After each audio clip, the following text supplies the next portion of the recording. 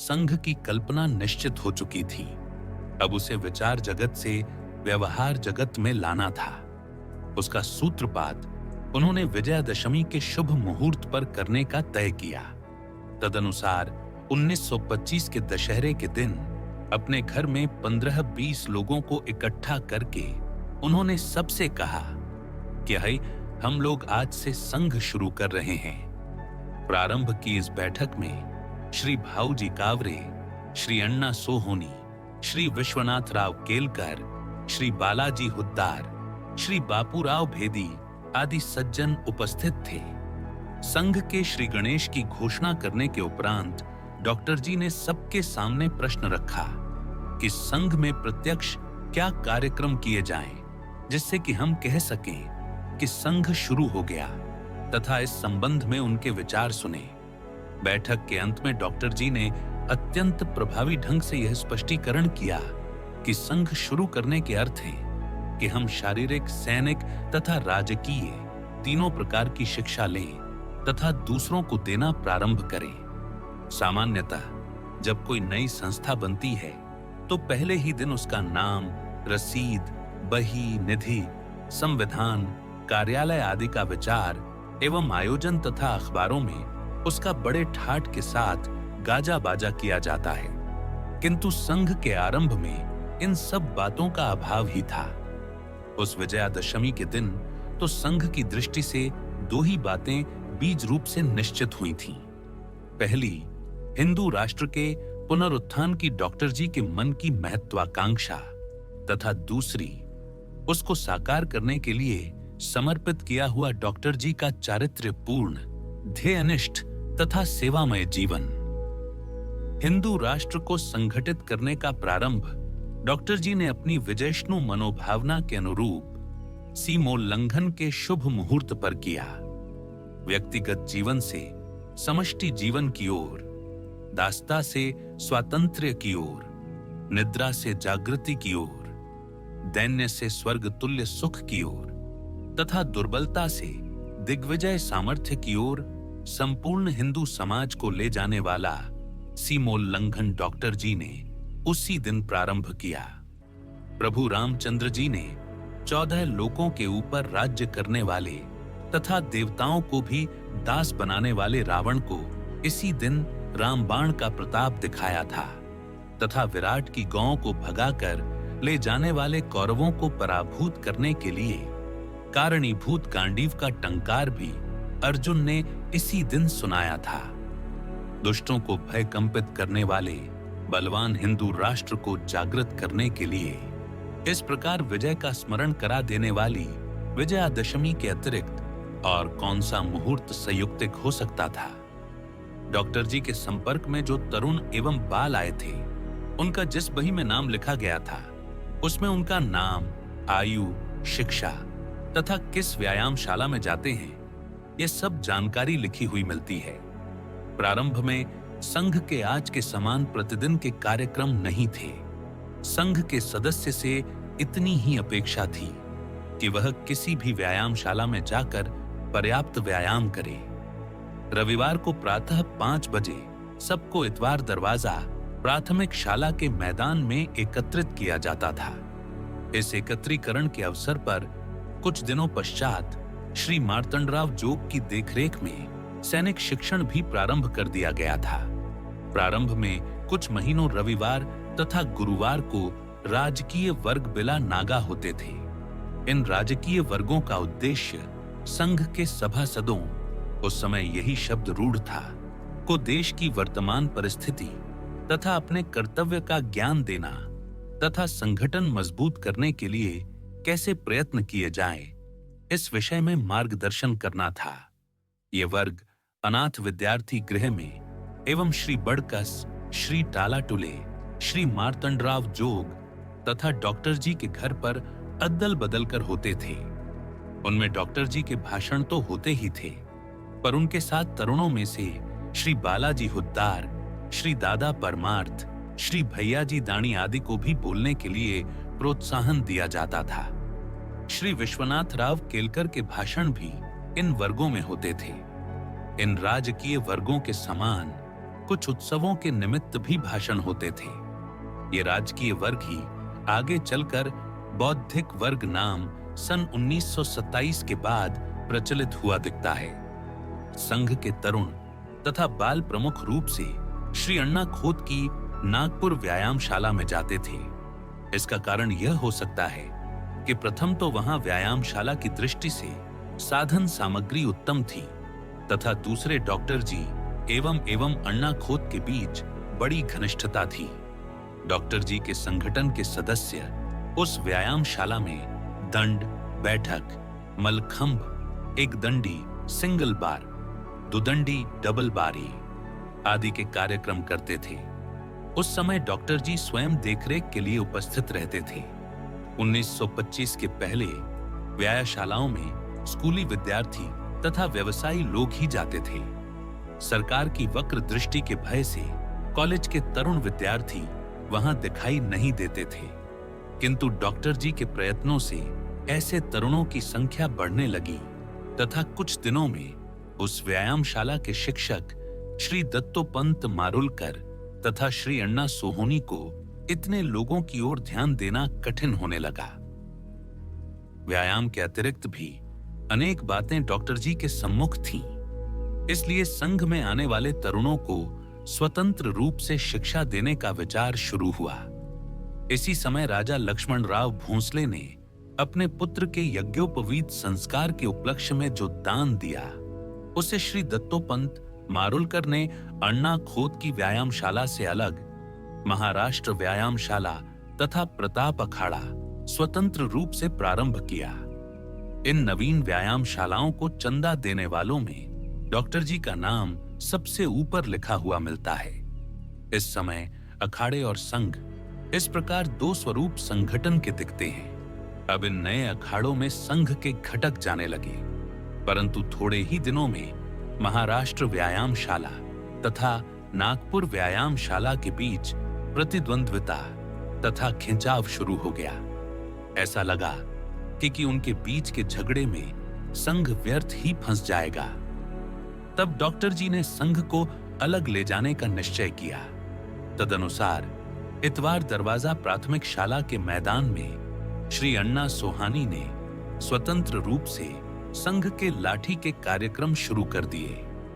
प्रारंभ में व्यायामशाला तथा संघ के अलग अलग कार्यक्रम होते थे तथा अंत में प्रार्थना के लिए सब इकट्ठे आ जाते थे।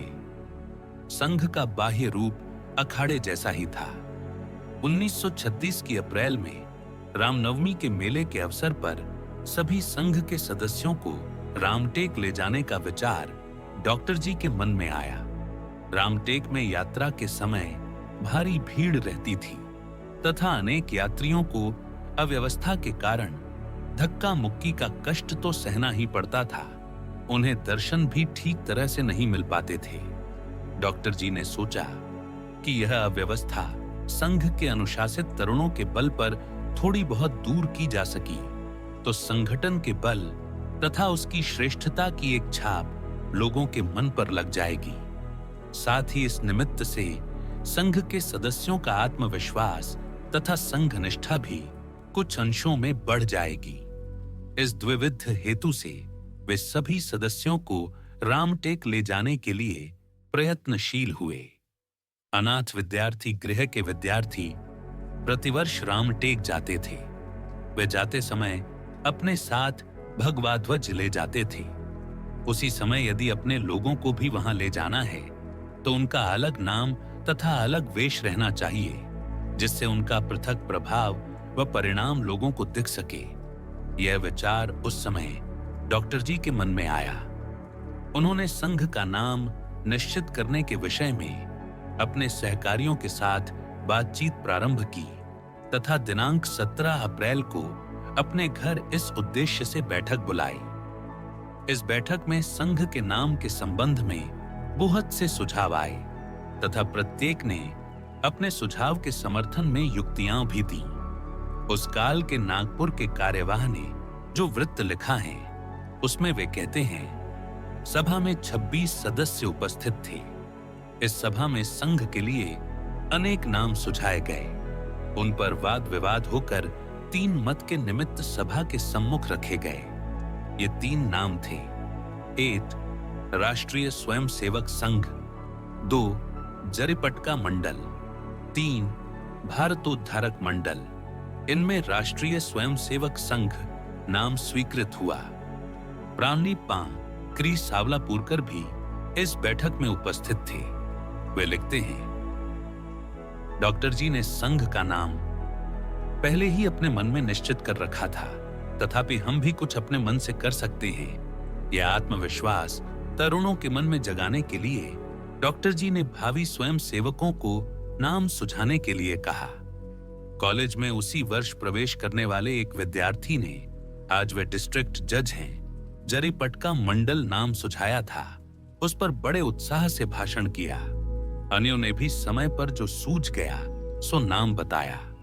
यह सब होने के बाद राष्ट्रीय स्वयंसेवक संघ नाम ही क्यों ठीक है, इस पर भाषण करने की डॉक्टर जी ने मुझे आज्ञा दी। मैं लगभग आधा घंटा बोला और अच्छा बोला। मेरे भाषण पर डॉक्टर जी खूब खुश हुए तथा उन्होंने सबके सामने मुझे शाबाशी दी।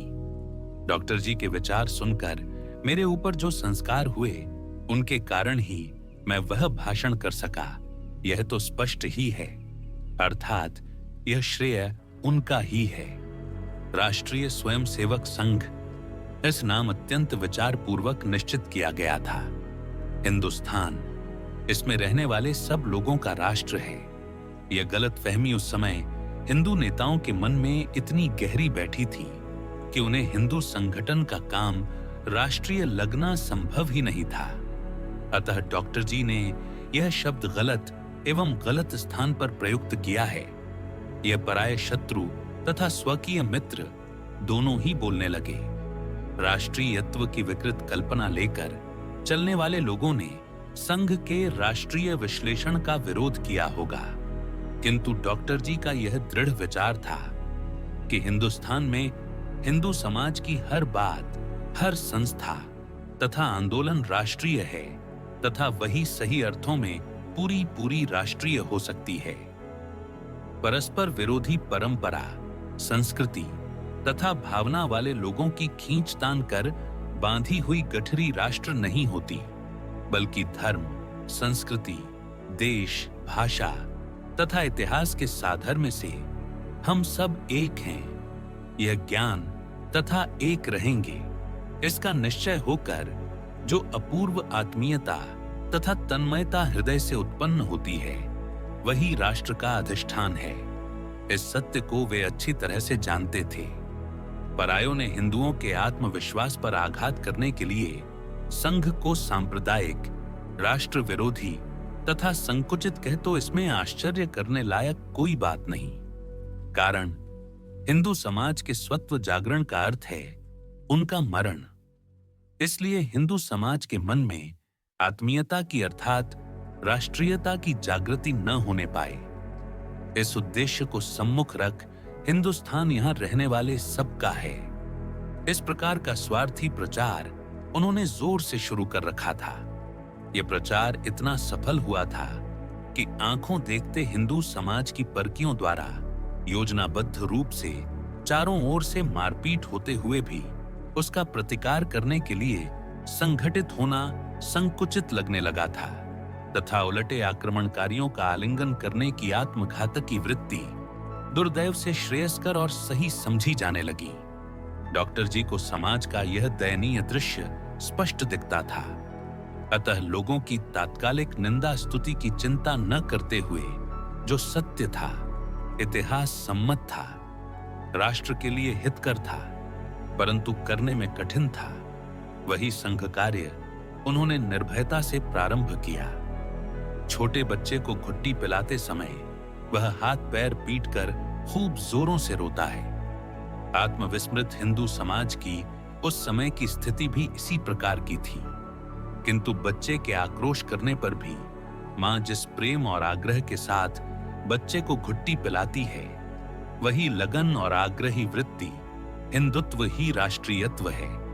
यह आरोग्यप्रद एवं हितकर औषधि हिंदू समाज के गले उतारने वाले डॉक्टर जी के हृदय में ओतप्रोत थी। राष्ट्रीयत्व की यह दिशा देने के लिए डॉक्टर जी ने संघ की स्थापना की थी। उस समय की स्थिति उन्हें कैसी लगती थी, यह देखने लायक है। अपनी स्मरणिका में वे लिखते हैं, महात्मा गांधी के असहयोग आंदोलन के समय का राष्ट्र को चढ़ा हुआ जोश ठंडा हो गया था तथा उस आंदोलन के कारण राष्ट्र में उत्पन्न होने वाले दोष सिर ऊपर निकालकर घूमने लगे थे। राष्ट्रीय आंदोलन का जोर कम होकर आपस में द्वेष और मत्सर स्पष्ट दृष्टिगोचर होते थे। व्यक्ति व्यक्ति के बीच झगड़े पराकाष्ठा को पहुंचते दिखाई देते थे। जाति जाति के बीच झगड़े शुरू थे। ब्राह्मणेतरवाद तांडव नृत्य कर रहा था। किसी भी संस्था में एक सूत्रता नहीं दिखती थी। असहयोग आंदोलन में दूध पीकर पुष्ट हुए यवन रूपी सर्प अपनी विष भरी फुफकारी सर्वत्र छोड़कर राष्ट्र में कलह उत्पन्न कर रहे थे। इस संपूर्ण अपूर्णी अनावस्था के बाह्य रूप विविध दिखे तो भी उनका मूल कारण हिंदुओं की आत्मविस्मृति एवं असंगठितता है।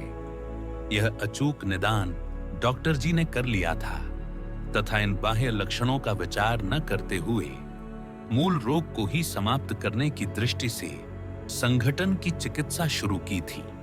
उन्हें विश्वास था कि मूल रोग को यदि जड़ सहित खोदकर निकाल दिया गया तो उसके बाह्य लक्षण अपने आप क्रमशः नष्ट हो जाएंगे। कहा जा सकता है कि दिल्ली के मुगल तख्त के मूल पर ही कुठाराघात करने वाले बाजीराव की दृष्टि ही डॉक्टर जी के इन प्रयत्नों के पीछे थी। संस्था का नामकरण हो जाने के उपरांत सभी घटकों को विशिष्ट वेश बनवाने का डॉक्टर जी ने आग्रह किया तथा अधिकांश लोग रामनवमी के मेले पर रामटेक में उसी वेश में उपस्थित रहे। प्रारंभ में संघ ने उसी वेश को स्वीकार किया जो कि कांग्रेस अधिवेशन के समय डॉक्टर परांजपे तथा डॉक्टर हेडगेवार के नेतृत्व में बनाए गए भारत सेवक समाज के स्वयं सेवकों का था। उसमें खाकी निकर, खाकी कमीज तथा 2 बटनों की खाकी टोपी का अंतर्भाव होता था। खाकी निकर की लंबाई उस समय घुटने तक होती थी। दिनांक 19 अप्रैल को राष्ट्रीय स्वयं सेवक संघ, अनाथ विद्यार्थी गृह तथा बजरंग संघ की एक संयुक्त बैठक हुई तथा उसमें रामटेक जाने की योजना बनाई गई। रामटेक के उस मेले में रामनवमी के एक दिन पहले ही सब स्वयं सेवक वहां पहुंच गए। प्रातःकाल 8 बजे व्यवस्था के लिए टेकरी पर जाते हुए वे समर्थ रामदास के मनाचे श्लोक गाते तथा संचलन करते हुए गए। यह सब लोगों के लिए एक नई चीज थी, इसलिए दिन भर वहां की जनता में संघ के स्वयं सेवक तथा उनके कार्यक्रम चर्चा के विषय बन गए। हजारों दर्शनार्थियों को भीड़ उमड़ने पर पुलिस वाले उनकी कोई व्यवस्था नहीं कर पाते थे। कारण उनकी संख्या और कर्तव्य निष्ठा दोनों ही कम पड़ते थे। संघ के स्वयं सेवकों तथा उनके सहकारियों ने प्रवेश द्वार के पास खड़े रहकर लोगों को प्रार्थना पूर्वक लाइन में खड़ा कर दिया तथा बारी बारी से दर्शनों के लिए जाने की व्यवस्था कर दी। उन्होंने स्थान स्थान पर पानी भरकर यात्रियों के लिए प्याऊ की भी व्यवस्था की। इस समय एक और बात ध्यान में आई कि भावुक हिंदुओं के अज्ञान का लाभ उठाने की दृष्टि से मुसलमान फकीर नगार खाने तक छोटी छोटी कब्रें बनाकर पीरों के नाम पर भोले भाले यात्रियों से पैसा ऐंठते रहते थे।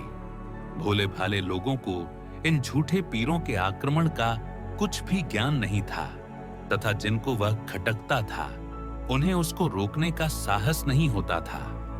डॉक्टर जी ने अपने सहकारी तथा रामटेक के अपने मित्रों की सहायता से इन पीरों का उच्चाटन कर दिया। डॉक्टर जी धार्मिक थे, कट्टर हिंदू थे तथा सहिष्णुता भी उनके स्वभाव में थी, परंतु पीरों को नाम पर हिंदुओं पर आक्रमण करने वाले मुसलमानों की इर प्रकार गरीबों को लूटने की चाल वे सहन नहीं कर सकते थे। मुसलमानों के समान ही भीड़ में से दर्शन कराने के सहारे पैसा कमाने वाले पंडों को भी डॉक्टर जी द्वारा लाइन में खड़ा करके बारी बारी से दर्शनों की व्यवस्था करने के कारण नुकसान हो गया। भगवान से अब सिफारिश करने की गुंजाइश नहीं बची तथा इस प्रकार कुछ हाथ गर्म करने का जो मौका मिल जाता था वह भी जाता रहा। अतः वे भी डॉक्टर जी से मन ही मन नाराज थे, किंतु धर्म क्षेत्र में अधर्म को मिटाने में लबार और ठगों को क्या लगेगा, इसकी उन्होंने कभी चिंता नहीं की। पौशाला के रूप में लोगों को पानी पिलाकर उनकी पीठ पर फिरने वाला डॉक्टर जी का ममता भरा हाथ पशुता तथा नीचता को देखते ही वज्र मुष्टि बन जाता था। उनका यही स्वभाव था। प्रातः 8 से सायं 5 बजे तक स्वयं सेवकों ने वहां काम किया, फिर रात्रि को भोजन के उपरांत विश्राम किया। संघ के प्रारंभ से ही हाथ में लिया गया वह कार्यक्रम बहुत वर्षों तक चलता रहा तथा अधिकाधिक संख्या में स्वयं सेवक वहां जाते रहे। रामटेक का कार्यक्रम समाप्त होने के बाद संघ में श्री सोहनी के नेतृत्व में लाठी शिक्षण का कार्य पहले के समान ही आरंभ हो गया। इस आकर्षण के कारण नए नए तरुण संघ में आने लगे। श्री अनंत गणेश उपाख्य अण्णा सोहनी का कद ऊंचा तथा वर्ण गौर था। उनके शरीर में बल और फुर्ती दोनों ही थे। वे लाठी, तलवार, भाला तथा छुरी चलाने में बड़े निपुण थे। उनकी कुशलता मन को सहज आकृष्ट करने वाली थी। संख्या के इस प्रकार बढ़ने पर डॉक्टर जी ने नए नए घटकों को भी धीरे धीरे संघ की विचारधारा से अवगत कराना प्रारंभ किया। चाहे जिस तरुण को एकदम संघ में प्रवेश नहीं मिलता था, यदि कोई तरुण संघ में प्रवेश लेना चाहता था तो संघ को 2 पुराने स्वयं सेवकों यह प्रमाणित करना पड़ता था कि उनका उससे अच्छा संबंध है। तब डॉक्टर जी 2-3 बार उसको बुलाकर उससे बातचीत करते थे। यह बातचीत बड़े सहज भाव से तथा आजादी के साथ होती थी, परंतु डॉक्टर जी का ध्यान आने वाले स्वयं सेवक के स्वभाव, वृत्ति तथा गुणों के परखने की ओर रहता था। वे नाम, गांव, उम्र, शिक्षा, बालक, मित्र, सायंकाल के कार्यक्रम आदि बातों की पूछताछ करते थे। बहुत से आने वाले तरुणों के घर वालों में अनेक डॉक्टर जी के परिचित ही निकल आते थे। इस प्रकार की प्राथमिक परीक्षा के बाद डॉक्टर जी उससे भिन्न भिन्न प्रकार के प्रश्न पूछते थे। वे इन प्रश्नों के द्वारा देखते थे कि व्यक्ति की गहराई तथा समझदारी कितनी है। यहां से वापस जाते समय यदि पुलिस वाले ने पूछा कि तू डॉक्टर हेडगेवार के यहां गया था तथा वहां क्या बातचीत हुई, तो क्या उत्तर देगा? संघ में क्यों आना चाहते हो? कल संघ में मतभेद हो गया तो क्या करोगे? आदि अनेक प्रश्न रहते थे। इनके वह क्या उत्तर देता है, इसका विचार कर उसे 2-4 दिन के बाद फिर आने को कहकर विदा करते थे।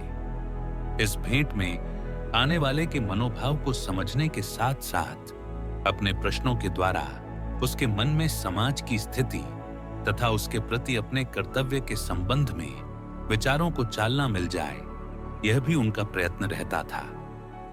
लाठी सीखने की इच्छा क्यों हो रही है? अकेले लाठी सीखने से क्या होगा? तुम अपने साथ और कितने तरुण ला सकते हो? आदि प्रश्न थे जो व्यक्ति के विचारों को शांत नहीं बैठने दे सकते थे। यदि कोई समझदार तरुण मिल गया तो फिर उनके प्रश्न जरा दूसरे ढंग के रहते थे। उससे वे पूछते, स्वराज्य के अर्थ क्या हैं? स्वराज्य चाहिए यह कहने वाले कितने और उसके लिए प्रयत्न करने वाले कितने? ये हिसाब पूछकर वे उसके ध्यान में ला देते थे। अंगुलियों पर गिनने लायक व्यक्ति भी स्वराज्य के बारे में प्रयत्न नहीं करते हैं। डॉक्टर जी का व्यक्तित्व कुछ ऐसा था कि एक बार उनसे जो मिल गया फिर उसके पैर अपने आप उनके घर की ओर ही बढ़ जाते थे। उनके शब्द ओठ से नहीं हृदय से निकलते थे। फूल की सुगंध जैसे महक जाती है, वैसी ही डॉक्टर जी के त्यागपूर्ण एवं ध्येयनिष्ठ जीवन का स्वर उनकी कृति और उक्ति से स्वभावतः ही प्रकट होता था। उनका प्रेम ऊपर ऊपर का तथा औपचारिक नहीं था, बल्कि उनकी उत्कट एवं अनन्य देशभक्ति का रंग उनसे मिलने आने वाले पर चढ़े बिना नहीं रहता था। उनसे मिलकर वापस जाने वाले को वे जीने तक पहुंचाने आते थे तथा उसके कंधे पर हाथ रखकर अपने प्रसन्न हास्य की उसके ऊपर आनंदमयी वर्षा करते हुए पूछते थे कि फिर कब आओगे। इस प्रश्न से घर की ओर मुड़े हुए पैर भी कुछ देर रुक गए न थे। यही अनुभव होता था। नए नए स्वयं सेवकों की भर्ती के कारण इतवार दरवाजा प्राथमिक शाला का आंगन छोटा पड़ने लगा, अतः नए स्थान की खोज प्रारंभ हुई। डॉक्टर खान खोजे, श्री भाऊजी कावरे तथा डॉक्टर जी ने 1908-9 से लगाकर जिस मोहिते के बाड़े का अपने क्रांतिकारी गुप्त कामों के लिए उपयोग किया था, उस ओर उनकी दृष्टि गई। किंतु 1908 की तुलना में 1936 में बाड़े में बहुत टूट फूट हो चुकी थी। डॉक्टर खान खोजे ने 1908 में बाड़े का वर्णन इन शब्दों में किया है। यह एक छोटा सा किला ही था। उस समय वृद्ध सालूबाई अकेली सरदारी ठाट बाट के साथ उसमें रहती थीं। उनमें पुराने मराठों का देशाभिमान बहुत मात्रा में जागृत था।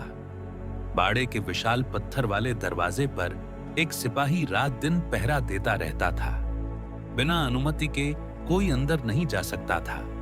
बाड़ा दुमंजिला था तथा अंदर बड़े बड़े दालान थे। पर 1936 में इस बाड़े की कुछ दीवारें तथा नींव ही बची थीं। इधर उधर गिरी हुई दीवारों के ढेर के नीचे उसका प्राचीन वैभव धूल में मिल कराह रहा था। सालूबाई के बाद बाड़े का कोई वारिस नहीं बचा, अतः उसकी दुर्दशा होना स्वाभाविक ही था। इस खंडहर का उपयोग डॉक्टर परांजपे तथा डॉक्टर हेडगेवार ने 1920 में कांग्रेस अधिवेशन के समय भी किया था, किंतु उस समय जैसे तैसे जो भाग काम में आ सका था वह भी अब ढह गया था। फिर भी उस स्थान की साफ सफाई कराने तथा वहां संघ स्थान बनाने का विचार हुआ। उस समय श्री भाऊजी कावरे ने अपने मजाकिया स्वभाव के अनुसार कुह की, श्रीमंत सालूबाई के बाद बाड़ा भूतों को मिला था तथा उनसे आजकल मुझे उत्तराधिकार में मिला है, अतः आप जैसा चाहें वैसा उसका उपयोग कीजिए। संघ स्थान के लिए जगह निश्चित करने के उपरांत आजकल खड़े पत्थर वाले दरवाजे के पूर्व की ओर कुछ भाग साफ किया गया। यह काम संघ लगने के पूर्व तथा छुट्टी के दिन अन्य समय भी होता था। कुदाल, फावड़ा तथा तसला लेकर डॉक्टर जी स्वयं अन्य तरुण स्वयं सेवकों के साथ गिरी पड़ी भीतों के मलबे को साफ करने में जुटते थे। ऊंट पर बैठकर भेड़ चराने की पद्धति का उन्होंने बाहर भली भांति अनुभव किया था तथा उन्हें उससे बड़ी घृणा तथा अरुचि हो गई थी। उनकी तो धारणा थी कि अपने को बड़ा समझकर दूसरों को आदेश मात्र न देते हुए नेता को भी सबके साथ मिलकर काम करना चाहिए।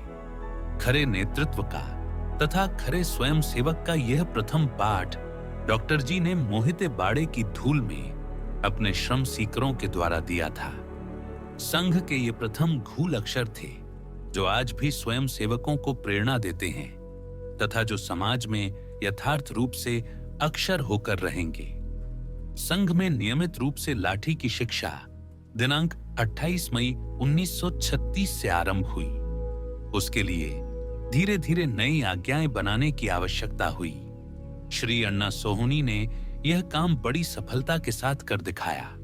अंग्रेजी की आज्ञाएं सामान्यतः प्रचलित होते हुए भी उन्हें स्वीकार न करते हुए आग्रह पूर्वक स्वभाषा में आज्ञाएं बनाई गईं। इनके बनाने में मराठी, हिंदी तथा संस्कृत सभी भाषाओं का आधार लिया गया था। जिस समय घर और बाहर चारों ओर अंग्रेजी का ही बोलबाला था तथा उस भाषा का उपयोग करने में कुछ विशेष गौरव का अनुभव होता था, उस समय स्वभाषाओं में आज्ञाएं निर्माण करने का आग्रह एवं प्रयत्न कुछ लोगों को अतिरेकी लगा हो तो कोई आश्चर्य नहीं।